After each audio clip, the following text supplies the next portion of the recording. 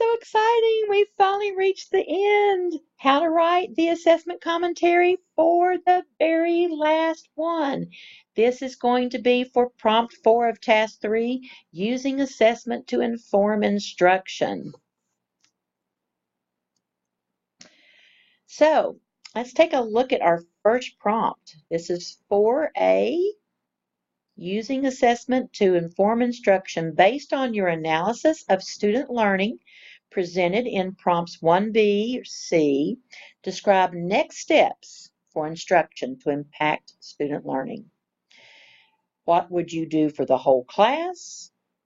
And what would you do for the 3 focus students and other individuals and groups with specific learning needs? You want to consider the variety of learners in your class who may require different strategies or support. You want to talk about students with IEPs, 504s, your English language learners, struggling readers, anybody, gifted students, underperforming, all of those. So let's take a look at the first suggestion. Paragraph 1, based on evidence of the whole group that you presented in prompts 1B and 1C. So we're going back to what you wrote in 1B and 1C. You presented evidence in 1B and 1C. There was a graph and then there was work sample evidence. Based on that evidence, where do you go from here? If you've already written that in 1B and 1C, it's not supposed to be there. It's supposed to be here. And that's where some of us have a little breakdown and problem, because we feel like when we're writing 1B and 1C, instead of just analyzing the problems, we start talking about what we should do next. That next stuff is the next steps are supposed to be here. So relate your next steps to as many objectives as you can and the SSE as possible. Be specific to your SSE. And be specific to the learning objectives. For those of you who are just watching me for the first time, SSE is your subject-specific emphasis. And if you not sure what that is, take a look at your rubric 15 at level 4 and see what those bulleted items are. Those bulletin items are going to be your SSE.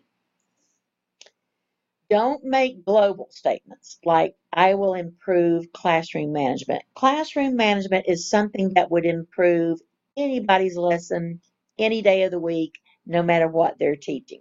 Improve classroom management. So that's not what we're talking about. We're wanting you to talk about specific things that are specific to your objectives in the SSE. Based on evidence about the special groups that you presented in prompts 1B and 1C, where will you go from here? So this is the same question, but now you're talking about special groups. Relate your next steps to as many objectives and the SSE as possible. Be specific to the SSE and the learning objectives. Now in paragraph 3, you want to start talking about your focus students and the other individuals that you may have talked about in 1B and 1C. Where will you go from here? Again, relate your next steps to as many objectives in the SSE as possible and be specific to the SSE. Don't make global statements such as. Now, hopefully a whole lot of this is just you using the evidence that you presented in 1B and 1C. So there needs to be a clear connection between what you wrote in 1B and 1C with what you're talking about here. That's important because it needs to relate to your analysis. Here's an example where a student did very well based on the evidence about the whole group that I presented in prompts 1B and 1C, right? Perfect. I will move forward with more instruction, and she talks about what she's going to do. This meets and exceeds the lesson objectives. It'll help the students with their mathematical reasoning skills. She talks about that some more. And then based on the evidence about the special groups that she presented in prompts 1B and 1C, I'll be working one-on-one. She talks about what she's going to do. This will help students with their conceptual understanding, bringing in those SSE and procedural fluency. Very good. And then she starts to talk about the focus students based on the evidence about the focus students that I presented in prompts 1B and 1C. I'll be working with these students and using their feedback. For focus student 1, and she begins to talk about focus student 1, focus student 2, focus student 3. Excellent work. In 4B, now you give the rationale for what you said you want to do in 4A. So in 4A, you're talking about what you need to do next. 4B it talks about your next steps in relation to, your 4B, you're talking about the principles and research to defend your instructional choices. So you're going to be defending your instructional choices from 4A, and you're going to do that by writing these questions and thinking about these questions. How are your next steps for whole group supported by research? Answer that. How are your next steps for special groups supported by research? And how are your next steps for focus students supported by research? So answer these questions in order to write that 4B.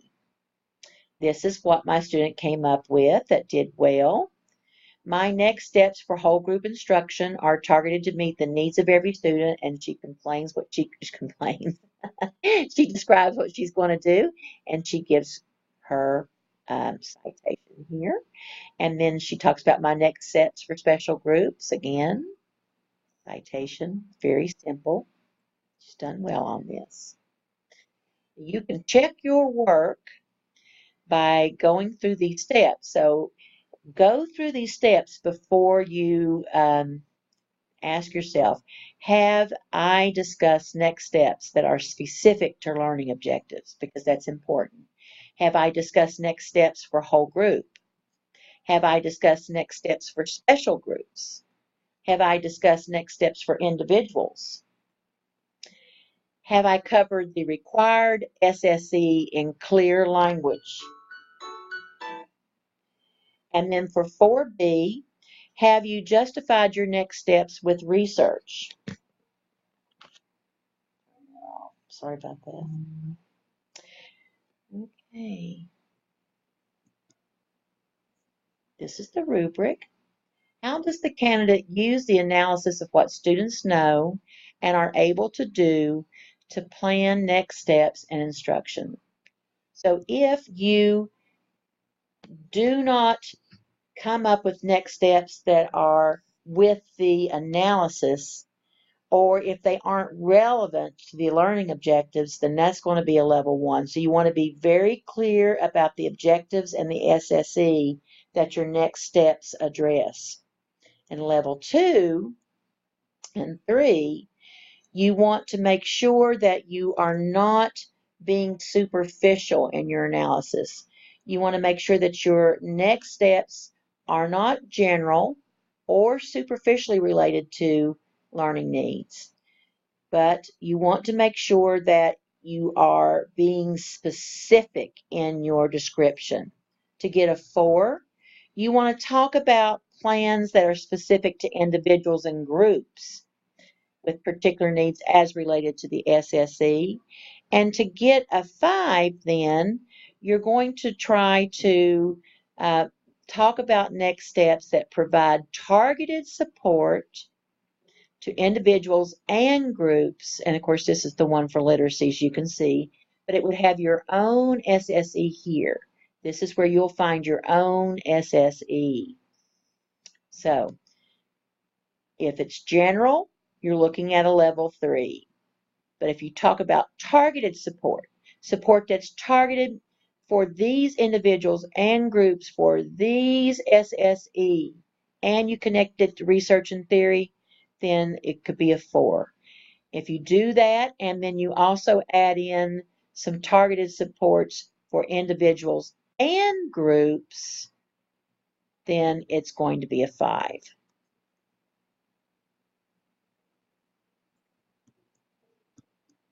Same thing for a math.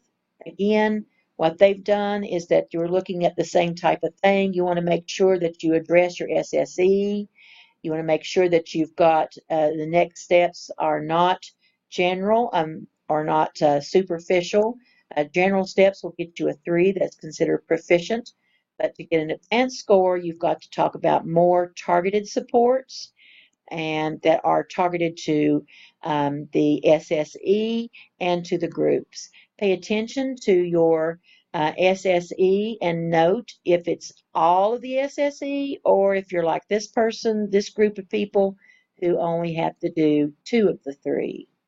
That's important. Remember that research is a secondary criteria in this. The research is important, but it's more important that you get this part right than this part. If you don't have this right, having excellent research about nothing is not going to help you. If what you're describing is general support and it's not, even if you've got great justification through research and theory, it's not going to do it. They don't average the score. You've got to have both to move up. So that brings us to the end. Yay! We finished all the how-tos on writing. So keep up the good work, and I will see you online.